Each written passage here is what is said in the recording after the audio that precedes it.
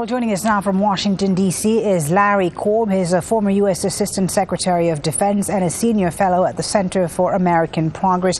Thank you very much for speaking to Al Jazeera, Mr. Korb. The momentum now appears to be on the rebel side, but how likely do you think these opposition fighters can hold on to a city like Az-Zawiyah and push their way into Tripoli? We've seen them make gains in the past and then lose it. Do you think it's different this time around? Well, I think it is, because Gaddafi has been growing weaker ever since, over the last several months. And whereas in the beginning of this conflict he would have been able to hold or even push them out, I think each time you see that he becomes weaker, he's running out of money. A lot of his forces have been destroyed by the NATO and Arab League airstrikes. He's running out of money. He's also running out of supplies because of the blockade. I think if they hold this is the beginning of the end, because there'll be no way for Gaddafi's forces to keep getting resupplied.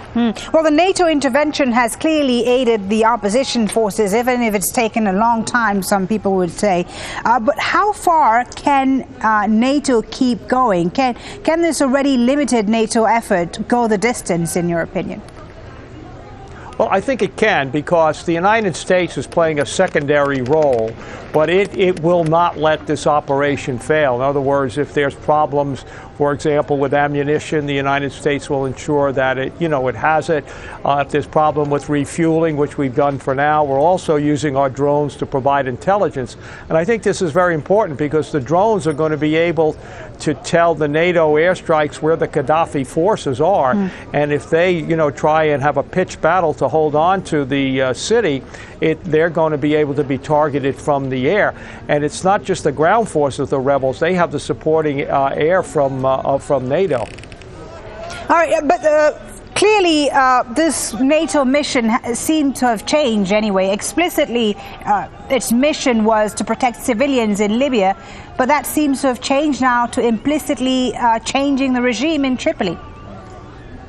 Well, it has. I mean, because about a month after the operation started, you had the NATO leaders and President Obama saying, Gaddafi must go. So the mission has really changed. I mean, by protecting civilians, you're basically weakening Gaddafi's military, and you're trying to dry up his financial assets around the world. So really it becomes a distinction without a difference, because you're making Gaddafi weaker in order to protect civilians, and at some point, if NATO doesn't lose its patience, he's going to collapse. All right. Now, there's a great deal of concern nonetheless about the unity of the opposition. Do they truly have the ability, in your opinion, to achieve their goal of taking down the Gaddafi regime? And is the international community prepared for a post-Gaddafi scenario in Libya that would involve and could involve more instability?